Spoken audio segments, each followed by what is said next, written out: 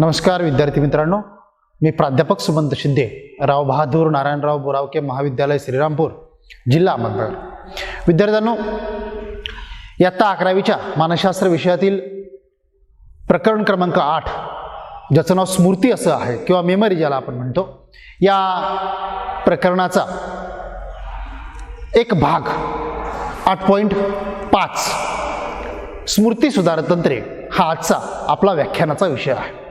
विद्यार्थ्यांनो, या प्रकरणात आत्तापर्यंत स्मृती म्हणजे का, स्मृतीची प्रक्रिया, स्मृतीचे प्रकार, विस्मरण, गोष्टी का विसरल्या जातात त्याची कारणं काय, हे समजावून घेतल्यानंतर या प्रकरणाचा जो शेवटचा भाग आहे की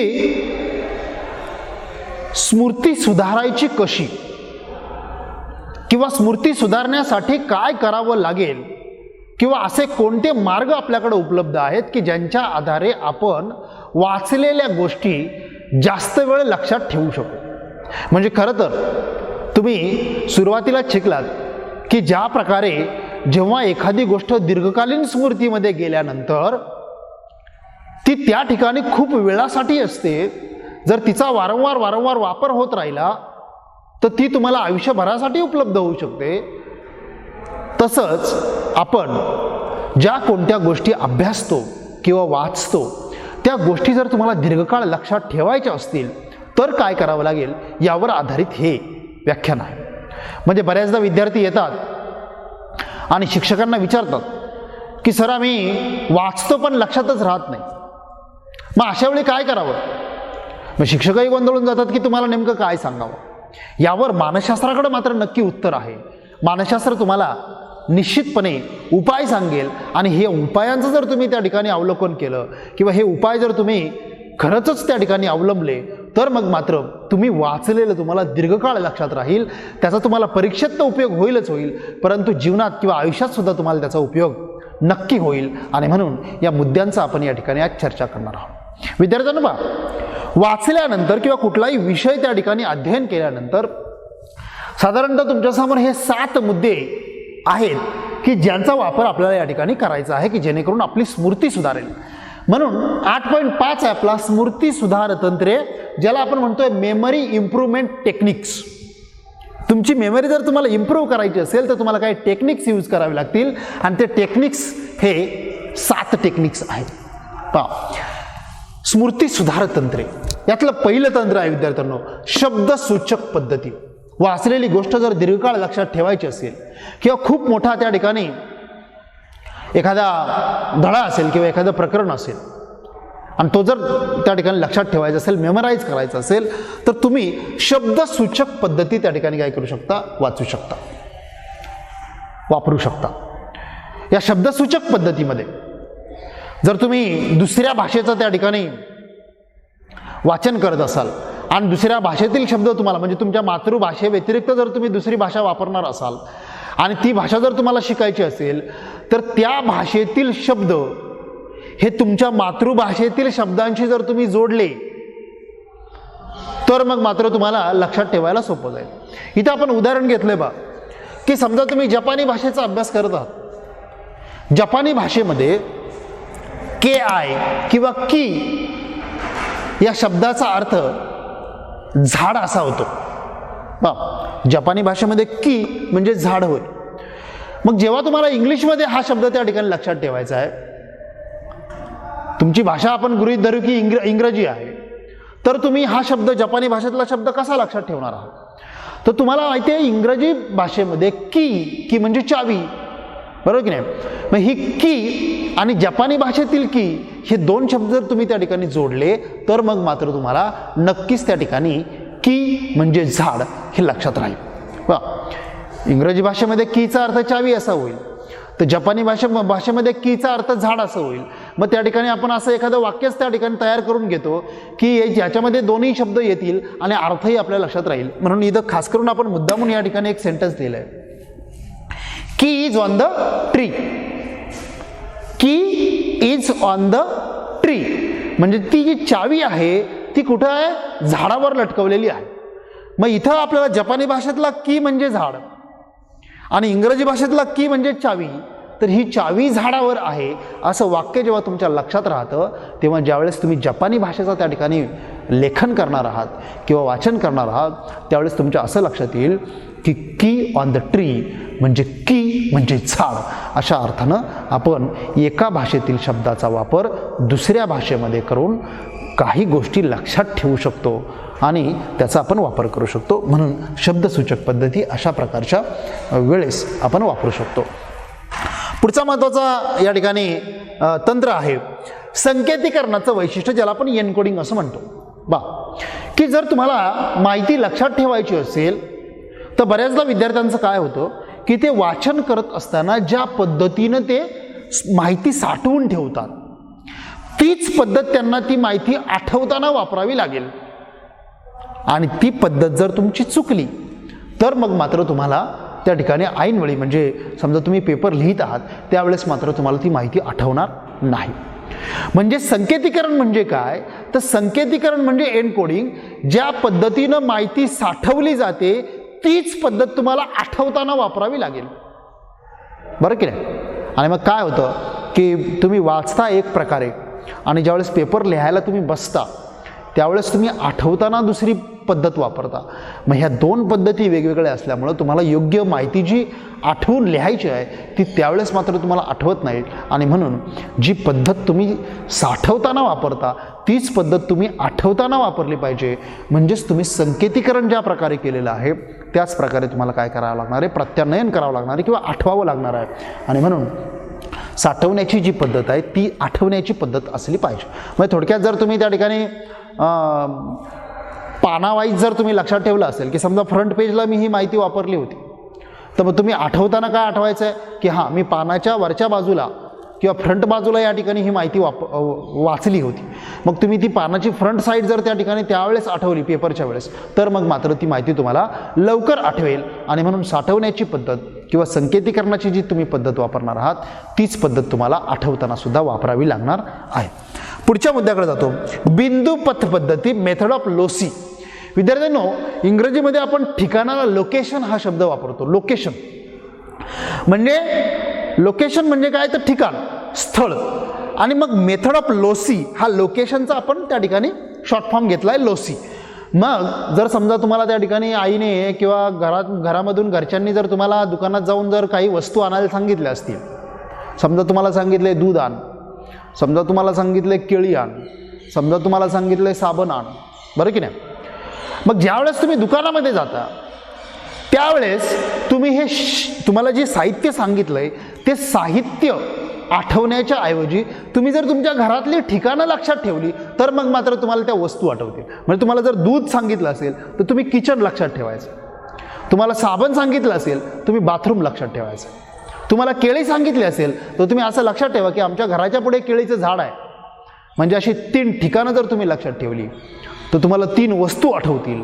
आणि म्हणून माहिती साठवत असताना आपण जर ठिकाणांचा वापर केला तर निश्चितच तुम्हाला काय होईल, ती माहिती आठवेल. म्हणजे उदाहरणार्थ तुम्ही इतिहासाचा अभ्यास करत आहात, मग इतिहासाचा अभ्यास तुम्ही करत असताना त्या ठिकाणी जर तुम्ही एखादी घटना कोणत्या ठिकाणी घडली ते ठिकाण जर लक्षात ठेवलं तर तुम्हाला घटना आठवेल आणि मग तुम्हाला त्याचं उत्तर लिहिता येईल. आणि म्हणून method of lossy, method of location या अर्थानं आपण या ठिकाणी बिंदू पथ पद्धती ही या ठिकाणी वापरत असतो. पुढची एक अत्यंत इंटरेस्टिंग मेथड आहे किंवा टेक्निक आहे मेमरी इम्प्रूव्हमेंटचं, ते आहे प्रथम अक्षरतंत्र, फर्स्ट वर्ड किंवा फर्स्ट लेटर ज्याला आपण म्हणतो. हे जे फर्स्ट लेटर आहे किंवा फर्स्ट वर्ड आहे त्याच्या माध्यमातून सुद्धा आपण त्या ठिकाणी माहिती आठवण्याचा प्रयत्न करतो. म्हणजे खरं तर ही वेल नोन मेथड आहे, आपण कुठेही गेलो तरी ही मेथड त्या ठिकाणी वापरत असतो. म्हणजे तुम्हाला अगदी शाळेमध्ये सुद्धा शिकवलं असेल, रंग लक्षात ठेवा. मग रंग लक्षात ठेवताना आपण काय करतो, ताना पिही नि पाजा. मग त्या ठिकाणी तांबडा असेल किंवा नारंगी असेल, पिवळा असेल, हिरवा असेल, निळा असेल किंवा आणखी पांढरा असेल आणि जांभळा असेल. ताना पिही नि पाजा किंवा जातानाही पाणी पी अशा अर्थानं सुद्धा तुम्हाला त्या ठिकाणी ते रंग लक्षात राहतात. म्हणजे जर तुम्ही एखादी गोष्ट आठवायची असेल तर फक्त त्याचं पहिलं अक्षर लक्षात ठेवा, जेणेकरून तुम्हाला जी खूप मोठी माहिती आहे ती शॉर्टमध्ये करता येईल. आणि मग तुम्ही कुठली माहिती एकदा शॉर्टमध्ये केली की तुम्ही साठवायला जागा मिळते मेंदूमध्ये, आणि जागा मिळाली की मग तुम्हाला ती आठवताना सुद्धा चांगल्या प्रकारे आठवते. किंवा आणखी एक मजेदार त्या ठिकाणी उदाहरण नेहमी मानसशास्त्रामध्ये दिलं जातं, बालाजीची सासू. म्हणजे ज्या ठिकाणी तुम्ही नवरात्रामध्ये प्रसाद वाटता, हे प्रसाद वाटत असताना त्या ठिकाणी बालाजीची सासू म्हणजे काय असेल, तुमचे बालाजी असेल कि म्हणजे त्या ठिकाणी बासुंदी असेल किंवा लाडू असेल किंवा जिलेबी असेल, अशा पद्धतीनं बालाजीची सासू हे जी त्या ठिकाणी माहिती आहे ती तुम्ही ह्या प्रसादांची पहिली अक्षरं वापरून ती लक्षात ठेवू शकता. ठीक आहे. असो, तर ही सुद्धा एक चांगलं तंत्र आहे, एक चांगली पद्धत आहे. पुढच्या पद्धतीकडे जाऊ, सराव किंवा उजळणी. विद्यार्थ्यांनो, रिहर्सल. मी इथं मुद्दामून 2 इंग्रजी शब्द लिहिलेत, इलॅबोरेटिव्ह रिहर्सल आणि रिपिटेटिव्ह रिहर्सल. विद्यार्थ्यांनो, सराव किंवा उजळणी केल्यानंतर, म्हणजे खरं तर तुमची आणि आमची, आपल्या सगळ्यांचीच एक पद्धत आहे की आपण वारंवार वाचून त्या ठिकाणी काय करतो, गोष्टी लक्षात ठेवतो. पहा, उजळणी 2 प्रकारे करता येते विद्यार्थ्यांना. पहिला प्रकार आहे इलॅबोरेटिव्ह आणि दुसरा आहे रिपिटेटिव्ह. म्हणजे तुम्ही साठवून ठेवत असताना एखादी माहिती वाचल्यानंतर जर ती माहिती समजून घेतलीत, लक्षात घ्या, जर ती माहिती समजून घेतली तर ती माहिती तुम्हाला दीर्घकाळासाठी उपलब्ध राहते. म्हणजे तुम्ही कोणताही मुद्दा वाचत असताना किंवा कोणतंही त्या ठिकाणी गणित सोडवत असताना त्याची पद्धत समजून घेतली, त्याची सूत्र समजून घेतली, किंवा वाचत असताना ती कन्सेप्ट किंवा ती संकल्पना नेमकी काय आहे हे जर व्यवस्थित समजून घेतलं तर तुम्हाला वारंवार वाचावं लागणारच नाही, कारण ते तुम्हाला समजलेलं असेल आणि समजलेल्या गोष्टी दीर्घकाळ लक्षात राहतात. पण विद्यार्थ्यांचं चुकतं एक की विद्यार्थी दुसरी पद्धत वापरतो, तर रिपिटेटिव्ह. वारंवार वाचणं, ज्याला आपण मराठीमध्ये घोकमपट्टी असं म्हणतो किंवा पोपटपंची असं म्हणतो.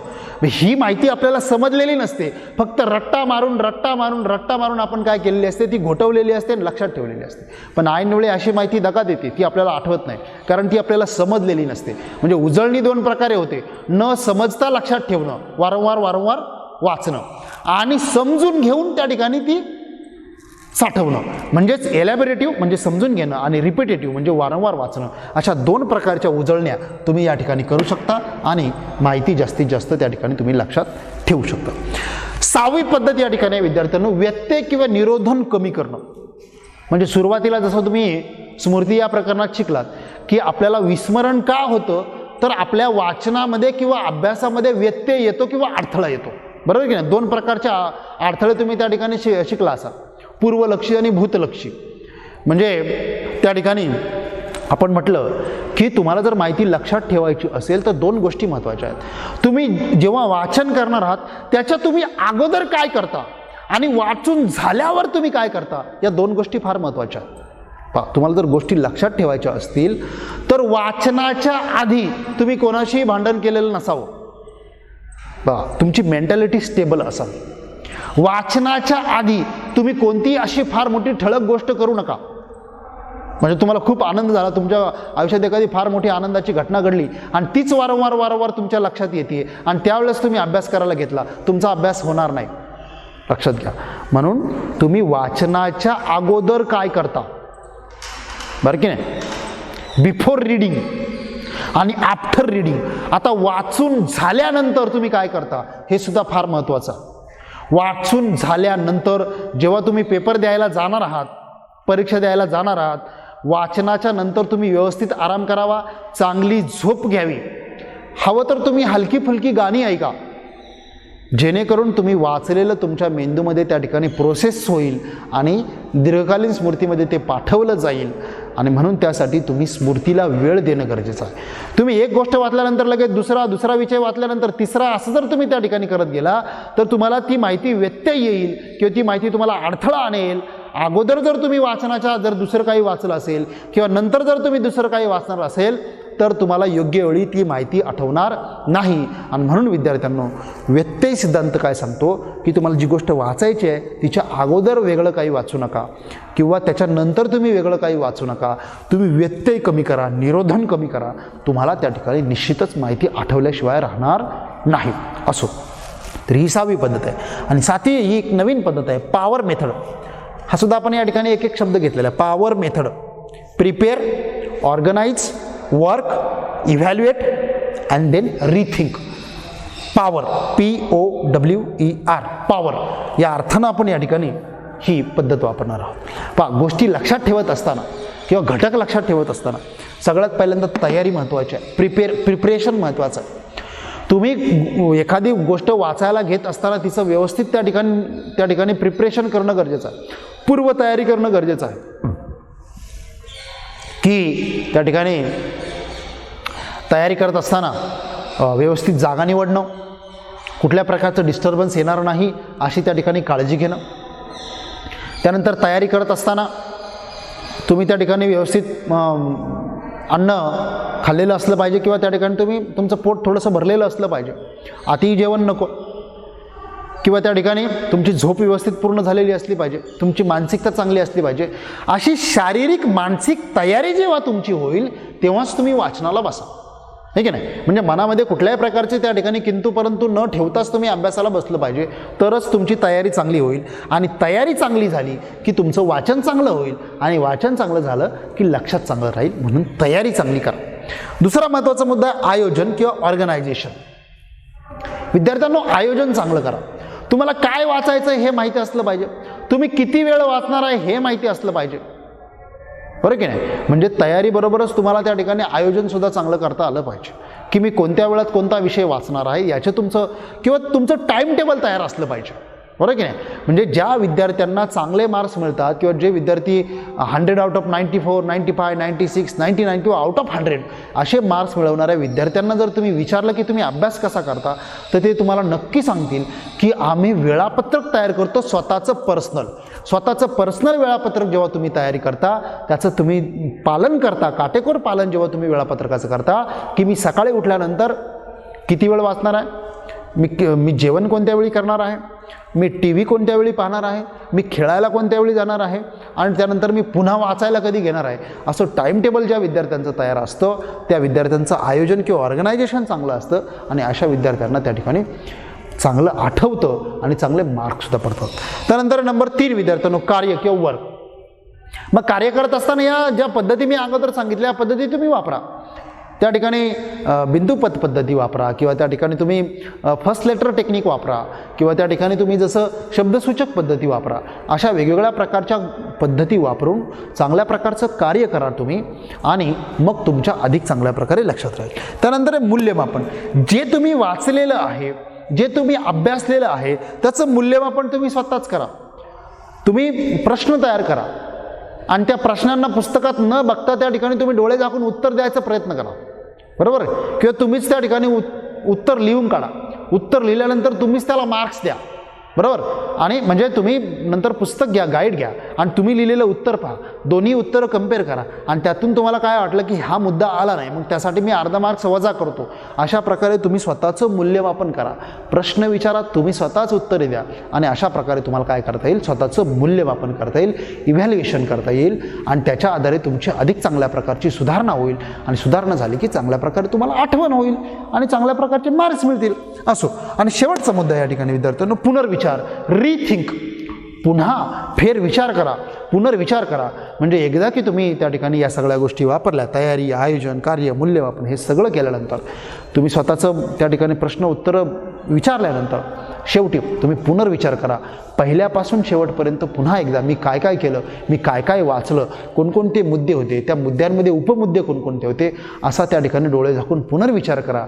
हे रिथिंक केल्यानंतर अधिक चांगल्या प्रकारे ती माहिती काय होईल, ऑर्गनाईज होईल आणि तुम्हाला आठवताना ती फायद्यात पडेल. अशा पद्धतीने विद्यार्थ्यांनो 7 पद्धती आहेत किंवा 7 त्या ठिकाणी तंत्र आहेत, स्मृती सुधार तंत्र.